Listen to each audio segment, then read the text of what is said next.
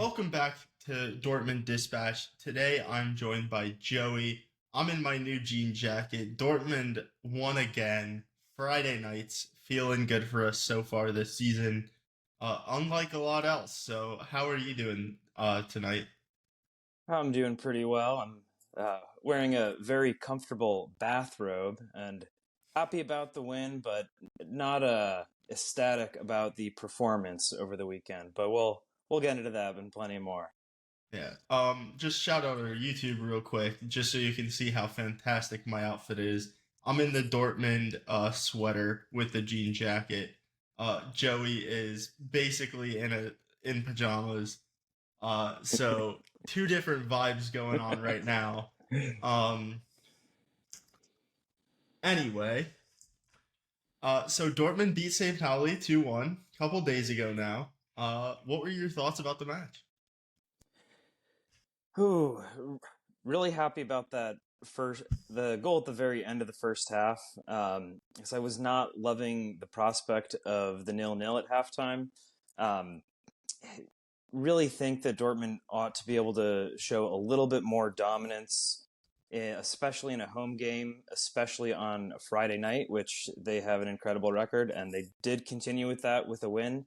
But overall, I just expected the squad to look a little bit sharper against a team that is newly promoted this season. I suppose promoted at the end of last season, but then again, these kind of teams have been a thorn in Dortmund's side year after year after year. So the fact that we did win, it wasn't a draw, wasn't pretty, but we scraped by, got the 3 points. I'll take it. I mean, we missed so many big chances in this match. I feel like a lot of people are talking about this match in a very scoreline way with a lot of what ifs. Like, what if their attacker was like a foot farther back and that goal stands? Maybe if he's a foot farther back, he's not able to get on the end of that ball. Maybe like Seru Girassi like finishes off one of the like three chances Brant set him in behind for. And I think in terms of like the overall result, like watching the match, this was one of our most complete performances of the season. Obviously, it didn't come against the best opposition, a team that has very like just one win this season. 4 points from 7 games now. Not impressive to dominate that team, but we did in fact dominate that team, and like there are issues, and we'll talk about those issues later on in the show. But I think this was a pretty complete performance. I think the fact that this is our most complete performance of the season, again, like it is only St. Pauli. It is a promoted team that lost some of its best players and its coach, um, and is probably going to go down. But this was a good performance, I think. I mean, as a whole, yes. And give credit where credit is due. I mean, look at the last time we played St. Pauli. That was a kind of embarrassing loss in the Pokal. And I will actually disagree with you on this one. I Not think kind of Pauli's embarrassing. That was embarrassing. very, but I do think St. Pauli has the quality to stay up. I don't think they're gonna, you know, make it to the top half of the table. But I think they're going to squeeze out 15th or 14th place and manage to stay in another season. Oh, I think they Well, stay up in 16th. That's Pedro and I's prediction, which it'll the table will end up exactly where Pedro and I predicted at the start of sure. the season, obviously. So I still have them staying up just via the playoff. So hmm and yes, we had plenty of good chances. Would have loved to see Girassi finish off. I think the two reasonable chances he had prior to his goal, and that one header that Brandt missed, that really should have been a goal. And I do, maybe we'll talk about Brandt later, but I do think at some point his form is really going to turn on, and then he's going to start converting the shots I like that. think this was it. I think this was. I'm not going to talk about Brant because there's a section later in the show that is reserved for performances like Julian Brandt had in this match. Good. I was really impressed by It him. was very complete because we're not the biggest stat show, but we do like our stats here, or at least I do. Um, Eli especially.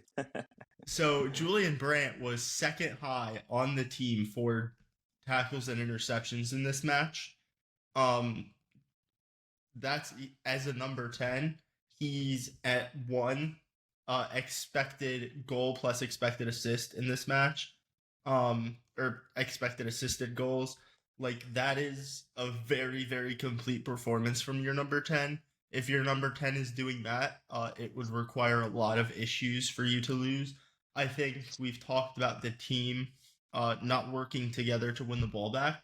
I think we actually did it in this match. um, it wasn't repeatedly Anton and Schlotterbeck chasing a guy into the channel and going 1v1 as a defender, um, which we've seen a lot this season, and that's caused us defensive issues. We didn't see that in this match. So I think there's a lot of positives to take away from this. Think so. Not sure I have too much more to add on that, but yeah, we can get into the next segment. Okay, let's talk about some tactics and coaching decisions worth highlighting. Do you want to start with the starting 11? Sure. Which player in particular? 'Cause I do have some thoughts there. You Oh, want to talk about um, Sabitzer? yeah, Sabitzer. Let's do Sabitzer right wing, and then we can save the rest of the slander for the dud of the week. Sabitzer right wing. Sabitzer cannot run. There was one moment where he was supposed to do something any winger can do, which is run at the back line when he receives the ball in transition in space. But because he is not fast, he can cover a lot of ground. Because he's not fast, he gets dispossessed from someone running from behind him, and loses a chance to counter. And for Dortmund against a team like St. Pauli that's gonna bunker deep, that's not really gonna come press us, that's a huge chance that we did not create something, and that's just like an example of how, like, yes, Sabitzer can provide certain qualities on the right wing, but like, he's not doing the things that will make us consistently good.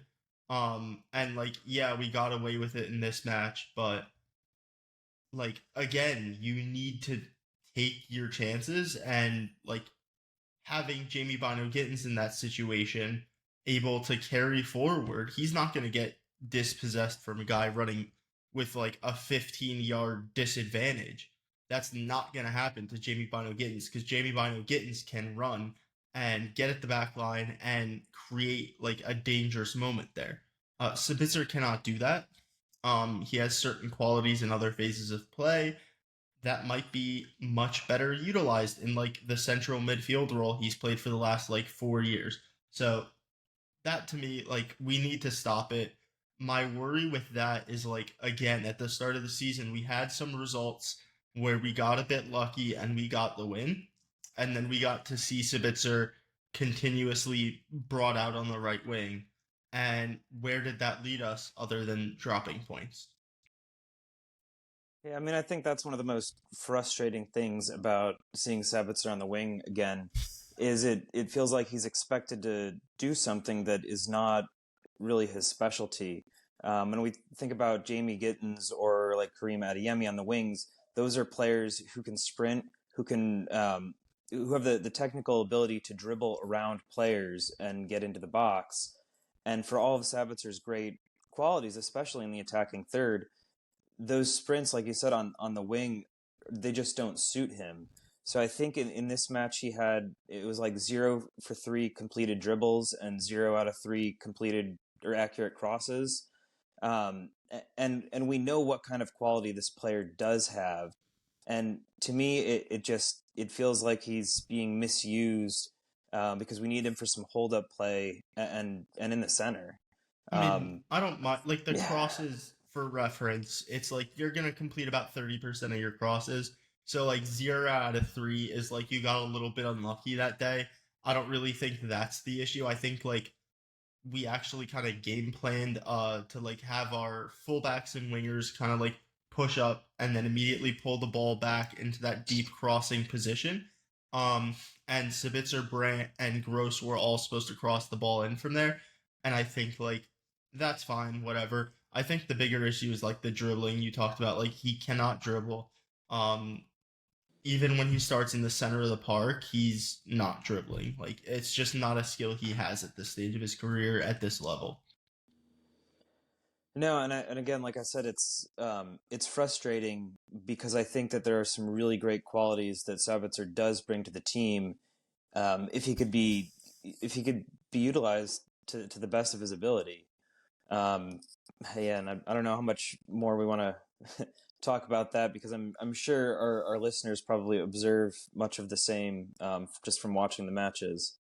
3 more years on the contract. I mean, he's second choice in the eight to Gross, maybe third choice because Nemecha, honestly, this season's been preferred Not there. bad. Um, he can't play the six because he's not defensive enough, and I mean, I kind of called it. Like there, that contract's gonna be an issue if in year two we're like, what's his role? Where does he fit in? Because Julian Brandt's gonna play 4,000 minutes this year, like or 3 to 4,000 minutes. That's what he did last year, and that leaves you with like 1,500 minutes. So that's not enough for a player of Savitzer's quality. Um, I think that we need to find a way to like uh maybe let's just get into it. It's the dud of the week. There's no way we can avoid this. The quotes are just so unhinged. Like I don't know what you would have to do to say like to convince a player to say something this stupid. This isn't like an arrogant take. This is like a I can't even describe it, Joey. I can't even describe it. From you said you wanted to pick him as your dud of the week, so I'm gonna read the quote for you, but like I can't get over this quote. It's just it makes no sense. You'll probably have all seen this on Twitter as dedicated Dortmund followers, But but it borders on satire if it weren't real. this is like a skit that like if I was a full-time like Dortmund podcaster, I would try and come up with this and it would never be this good. Because he said, I hear a lot of hate towards my performance as captain of the team, and I am struggling to understand why. I am the best penalty taker in the Bundesliga. You cannot put the best penalty taker in the Bundesliga on the bench. First of all, you get like what, 8 penalties a season? Uh Currently, last season, penalties were converted at 85% rate, right? So if you're doing the math on that, that's the difference of maybe one goal. You cannot drop the best player over one goal.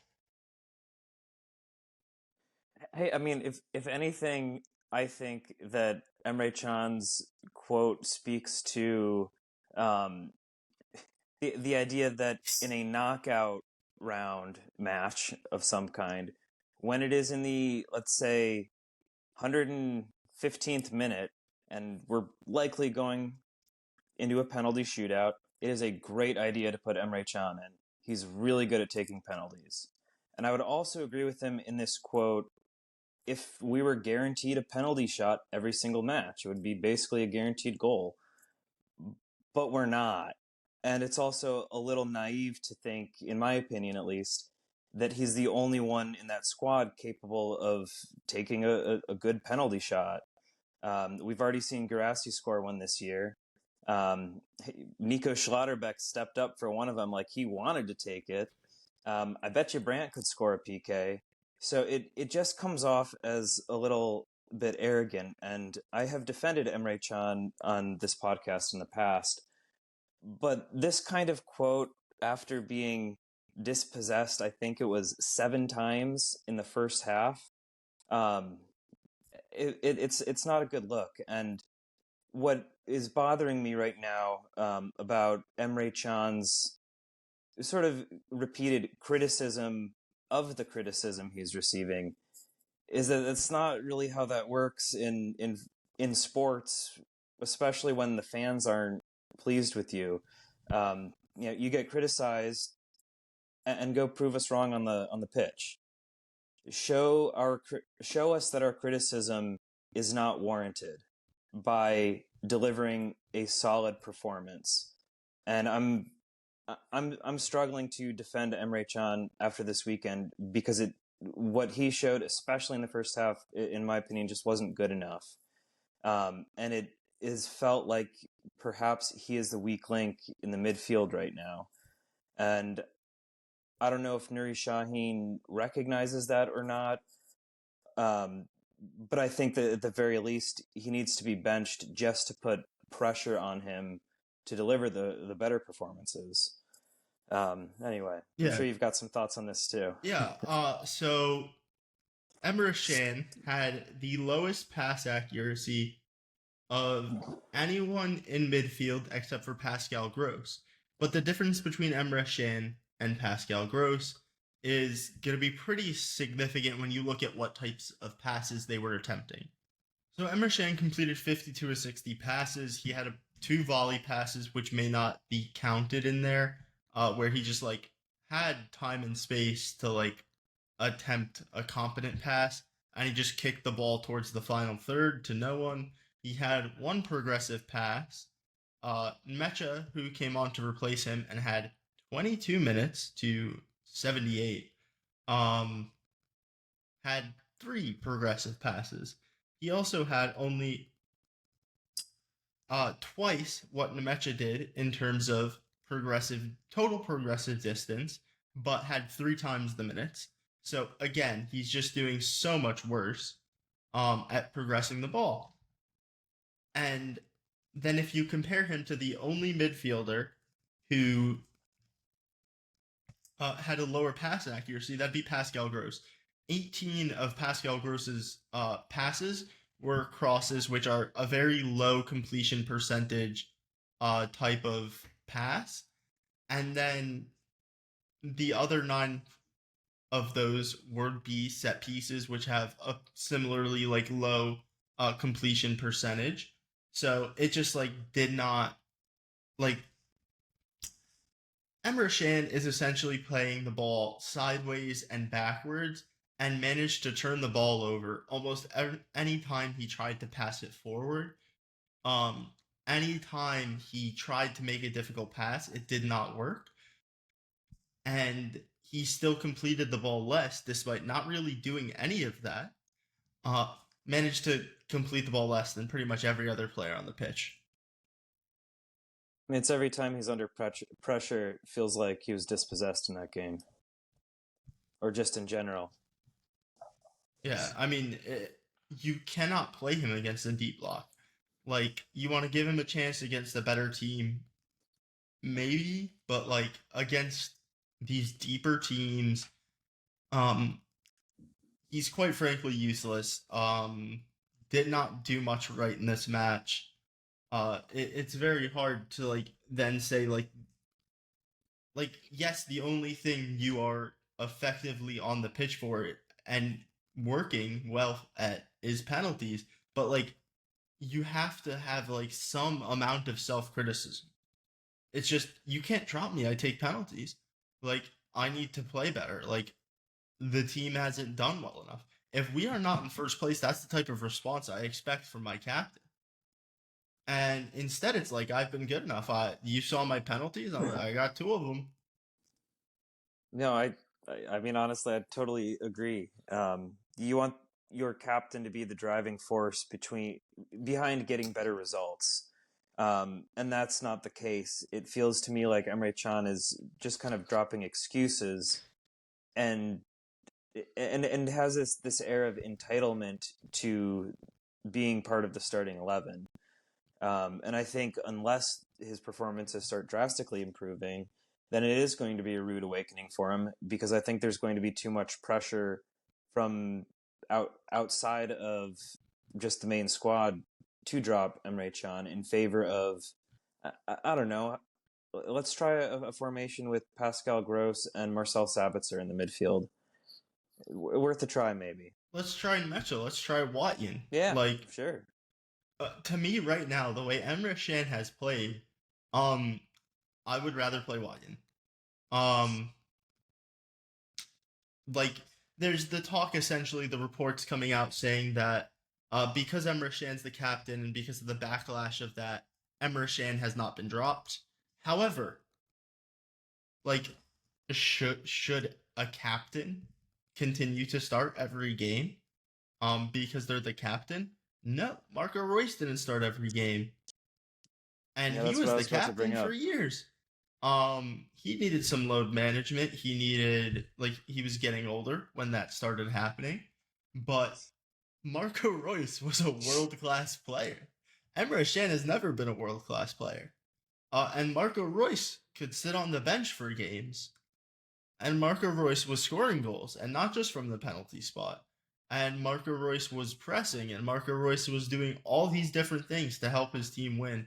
And right now, Emre Can is just appearing on the pitch sometimes. Um, so to me, like, if we are not benching a guy because he's the captain, that is ridiculous. That is absurd. That is a loser mentality. We should play the 11 guys that will help us win. And Emre Can, if he continues to play the way he did this past weekend, is not one of them. And it's not close. It's not up for debate. Well, Nuri Shaheen said at the beginning of the season that he was going to be playing his squad based on merit. So let's see that then. Let's see it. If Kale Watson completed like he's completing 90% of his passes probably at the U19s. He's scoring goals when he plays with the U19s. He's been decent for the second team. That has a higher chance of helping us win a game than what we saw from Emre Can against St Pauli. I Because mean, again, we only conceded .6 xg, but how much of that is like the 10 possessions that Emre Can is just giving them for free? and just the like putting more pressure on him in that position. You know, being guaranteed that starter role week in and week out leads to some complacency at times, and I think we can see that with Emre Can just based on the press conferences he's giving. Okay, and just because we just passed the international break, we'll have a quick roundup. Um, Seru Girassi had a hat trick in 29 minutes for Guinea. Maxi Bayer with a goal for the U21s before he got sick, and Schlotterbeck with a fantastic performance against the Netherlands. Many people were saying his form was down. No, the system was terrible. I tried to tell you. As soon as he plays the Netherlands, it's incredible. Netherlands, very good team, so good for that. Joey, I almost forgot. I get my dud of the week. And Danielle Mullen, you're my dud of the week. Danielle Mullen, show me a sign of life. Show me that you can do absolutely anything. I believe it's one key pass on the year. Wow. 0.0 expected assisted goals across 267 minutes. That is not good. Uh, Especially when you're in that winger role. Especially when you don't press. When you are the worst pressing attacker that plays for Borussia Dortmund, and you don't create anything, and then it's one goal in 263 minutes. Um, Not great. Not great. I Very mean, bad, I would I say. can't say I'm super surprised. I mean, it does feel like Mullen in multiple seasons kind of goes through these little hot streaks where he gets a bunch of goals in a short span of time and then just kind of disappears again. I was really hoping he was going to start off with a hot streak because I think did he score at the start of the season, I think? Yeah, his goal was forever ago, I feel like. Yeah, and he's just kind of dropped off the face of the earth. And when we are kind of lacking depth on the wings, that's not good. Yeah, shot numbers are way down from last year. He has lost 1.31 shots from last year per 90. And for a guy who does not create, like I said, you need to be at a stupid good rate of scoring. That's not what he is. That's not how he's played this season. Um, he's not really helping out in build up in that match. He had like the fewest passes of any like player pretty much for Dortmund. If you look at his passes attempted, Joey, how many passes do you think Daniel Malen attempted? Oh man, well, he was subbed out at halftime, right? No, 75 minutes. 75. That was an Uh, anonymous second half. no kidding. How many attempted passes? I'm gonna go with, I don't know, 16. You're giving him too much credit. 9. Your striker is typically a guy who does not attempt a ton of passes, right, Joey? Um, Typically. in just 15 more minutes, Sergio Guirassy attempted 6 more passes. So you can see he's more involved in build-up. And he's a striker. After like the first stage of build-up, Sergio Guirassy's job is to go stand in the box. Daniel Malen is supposed to be receiving the ball on the wing and running at defenders. Is he doing that? Not really. Not really. His attempted take-ons 5, completed 3. But guess what? It's irrelevant when you don't put up XG and you don't put up expected assists and you don't even really put up a ton of progressive carries. So like, I'm not sure who he was dribbling. Like, where are these take-ons coming from? This is where stats get a bit stupid. Take-ons are a very weird stat. So Daniel Malen attempted 5 take-ons, completed 3. His total distance carried in terms of progressive distance is 12 yards. 12 yards. Like, do you know how little that is? Four yards a pop if it's 3. Like, well, that's total carries. So he had 11 carries. This is 11 times he ran around the pitch with the ball, and it wasn't forward. Like, you start on the wing. Yeah. You just got to put your shoulder on the defender and run forward.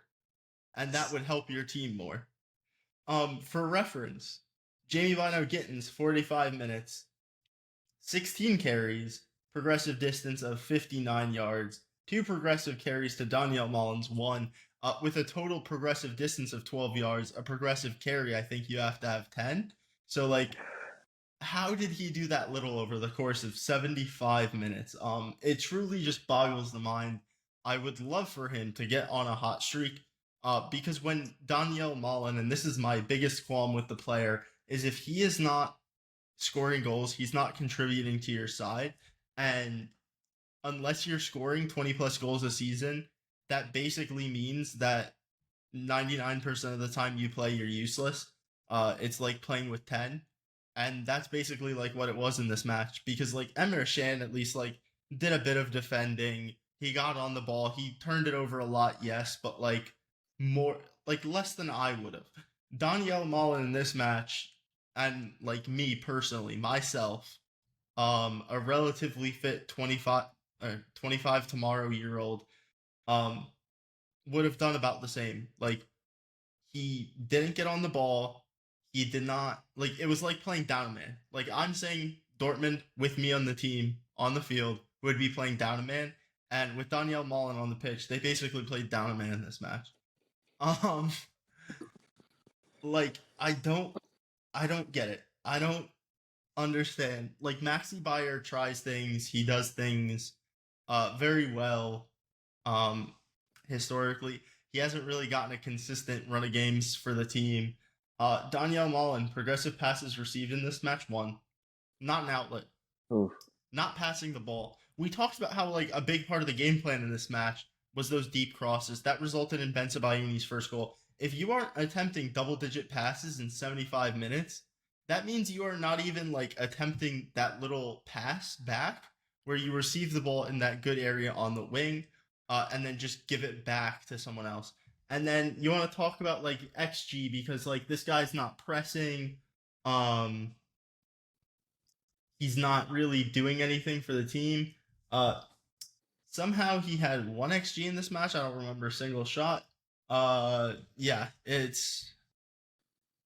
Oh, he had a or one is or that two. the season? He has no in this match. It says he has 1 XG. Where did it come from? I'm trying to remember. He had one chance that was pretty close to goal, but I mean, close as in near the goal, but I think it was blocked by defenders or maybe saved.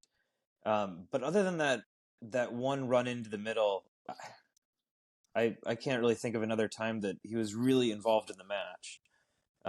And I not just this match. Oh, Sarah Guarassi set him up for a tap in, which he had off target. Um, so like honestly, Maybe that just that's means it. like he's at one goal from 1.3 xG on the season.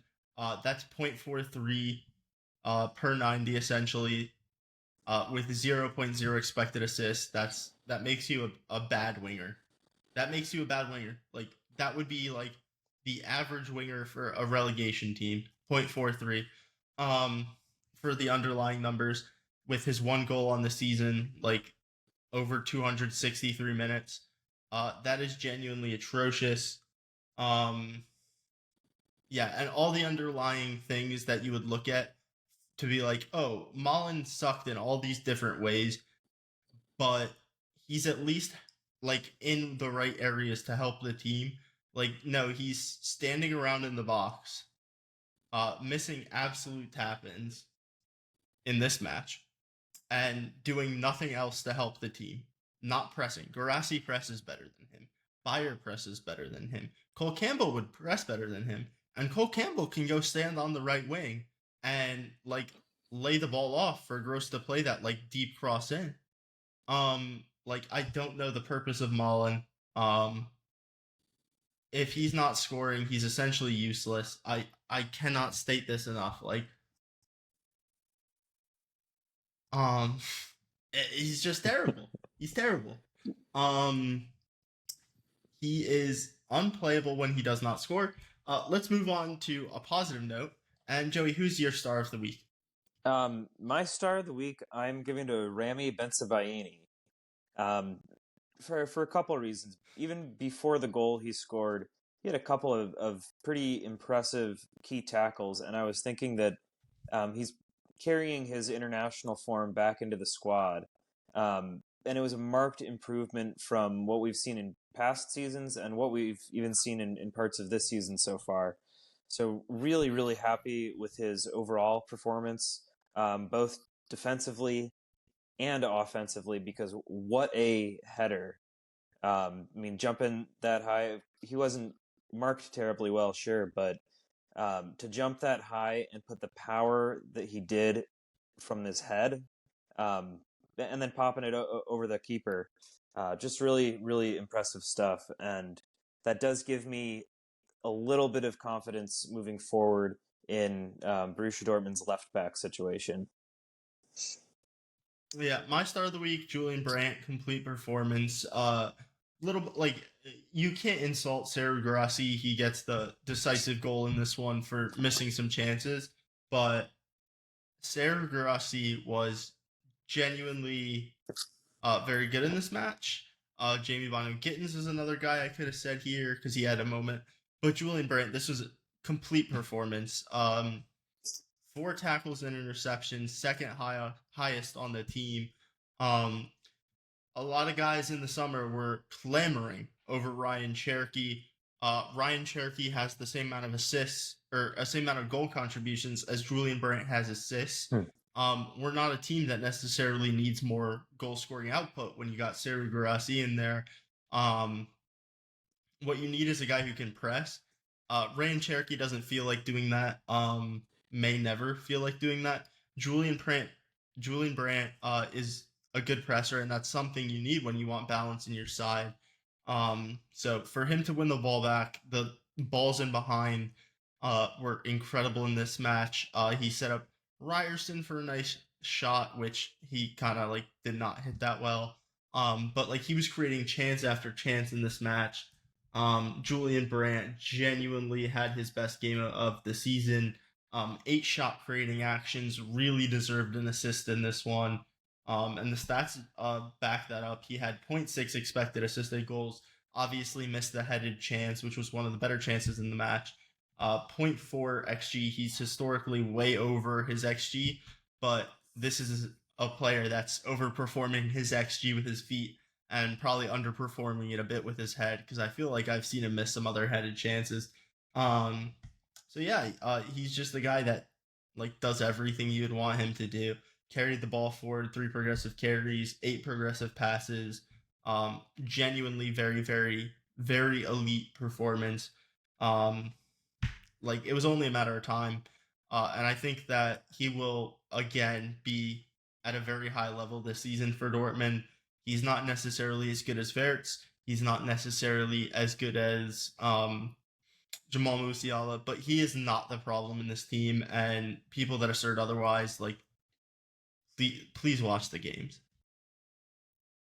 I mean, I'm on the Brant wagon. I'll I'll take any opportunity I can to give Julian Brant praise, just because I rate him pretty highly. In this match in particular, I think that we saw hopefully a glimpse of what is developing in a partnership between Julian Brandt and Sergio Girassi. Brandt did find Girassi a couple of times with really neat passes, and it's just unfortunate that Girassi didn't convert one of those. But I think it's just a matter of time before we start seeing those Brandt assists to Girassi goals with some frequency. Really like how that looks to be shaping up. Yeah, I think that honestly, Garassi is a much better complement to Brandt's skill set than Fulkrug was last year, Mm-hmm. and Modest the year before. Um, but let's move on. So Thomas Broik has come in this past season from Hertha as kind of the guy in charge of the direction of the academy, and he wants to focus on local youth development to give a platform for local talent. And he said over the last 10 years, or excuse me, over the past 10 years, the main focus has been on putting the youth development on the map, making a name for itself, and being attractive to top talents from all over the world. BVB was extremely successful in this field.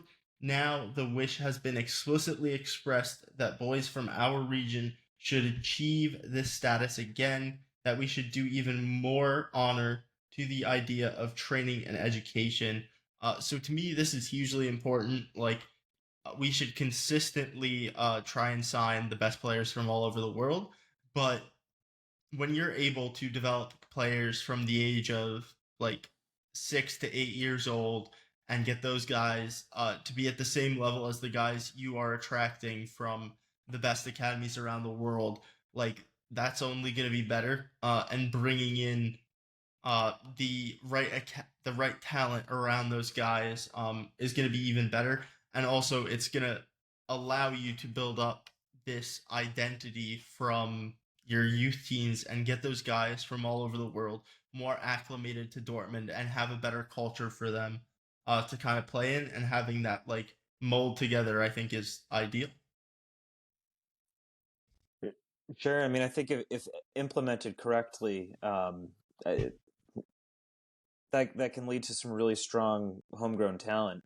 I would be a little concerned of deterring potential talent from outside the area, um, but at the same time, like you said, it in terms of the club identity, if they're able to bring up a few players who can reach that world class level and they're homegrown from the Ruhr region or from Dortmund, I mean that's going to be huge, not just for Dortmund and the city, but for how that academy looks on a global scale. That they're able to home grow players that reach the highest caliber. So again, if done successfully, I think that could be really huge for the club. But it's also something that we probably won't see the fruits of that labor for quite a while. We could be seeing the fruits of that labor, just not in Dortmund, because Tom Rotha, 3 goal contributions, uh, 468 minutes, uh, weak foot assist, nice headed goal off the corner, 6'4" fullback.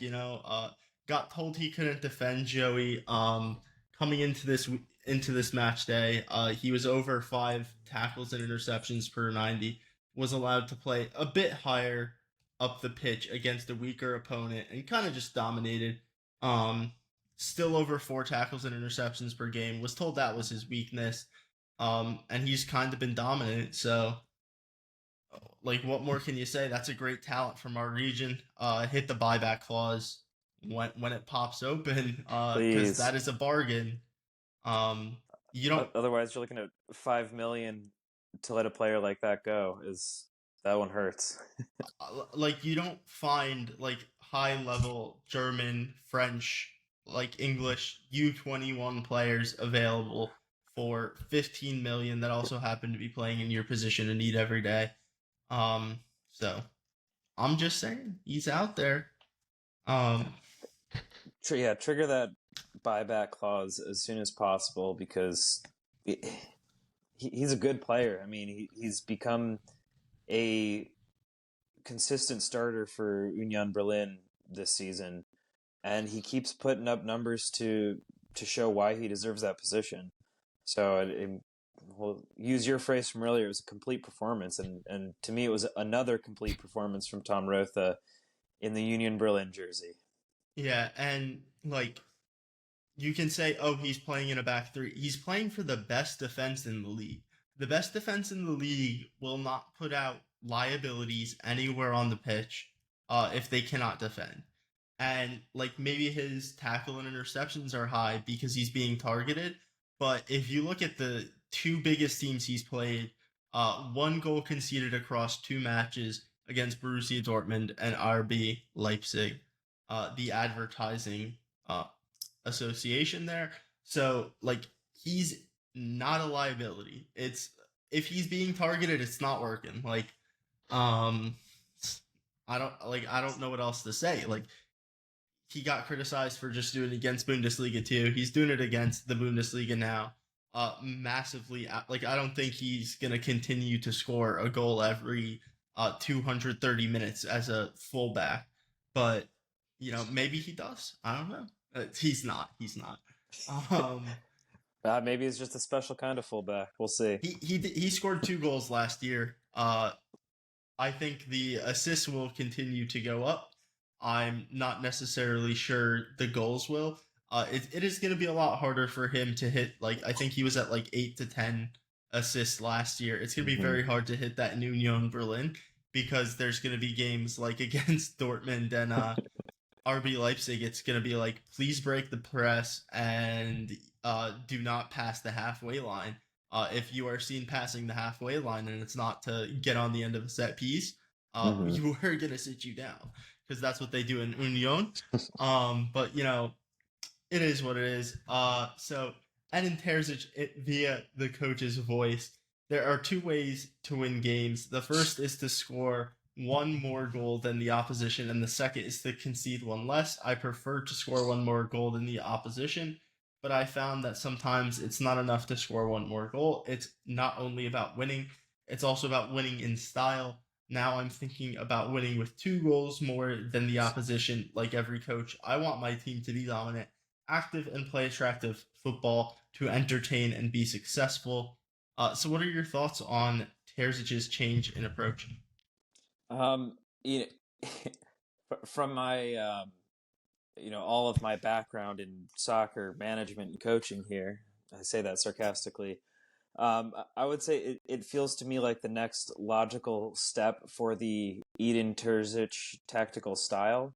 I remember from his time from the 2 seasons at Dortmund, and not every single match was like this, but there were a lot of 1-0 wins or a lot of matches where the squad won by a single goal margin. And I mean, the fans didn't always like that approach, didn't always love seeing the team get the goal and kind of sit back or absorb the defense. Um, if Terzic was still at Dortmund, I think that he would probably be implementing this kind of approach um, in taking what he had built in the system that he had already kind of figured out and trying to make it more attacking. I mean, again, it's a little hard to speculate, but it does feel like the next logical step. Yeah, I mean, I like winning by one goal, but winning by two goals makes me feel happier. So let's always try to win by two goals. And then if you have that 2 goal margin, then that kind of allows for the leeway of a mistake being made. And then you concede that late goal when you're nervous, but it's okay because you still get the win. So I don't know. I did watch Eden Terzic's masterclass, at least the first half, which I think released, and pretty interesting stuff. Yeah, he's a young coach. He has time to adapt and learn from his mistakes, and I wish him nothing but success in the rest of his career. I don't think he was ready to manage at Borussia Dortmund, and you can kind of see that from like uh the performances. Don't know how else to put it. But real quick, let's give you a Bundesliga fantasy update. So Bayern Warsaw fans, um, unfortunately, 19,334 points is in first, followed by Alfredo Pacino's in second, Edward DC4 in third, the SA Germans in fourth, and Ryus Sunji, I'm sorry about that, in fifth. But just remember that I'm coming back as promised. Joey, do you know where my team ended the week Ooh, for the I'm not match sure. day You 7? in for match day 7, did you finish what, like 16, something like that? Excuse you. I finished the match week in third. I'm Oh, the match week. 16th, I didn't look at that. 15th or 16th overall, but That's what I I'm was looking. coming back. I made up a lot of points on a lot of people. So I'm coming back, and I finished. Let's see. I know I finished well above you, Joey. I finished this week in third. Um, Joey, you finished in 11th, so good try. Get him next time.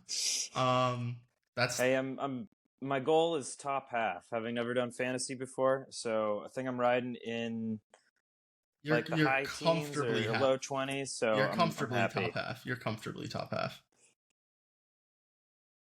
So, Tom Rotha carried my team over the weekend. oh, Tom Roth, Rota. Yes. And Excellent fantasy acquisition. But you shouldn't pick him because he can give me points and not you. Anyway, have a good one. Follow us everywhere. Spotify, Apple Podcasts, YouTube, rate us 5 stars, all that stuff. Thank you so much for listening and have a good one.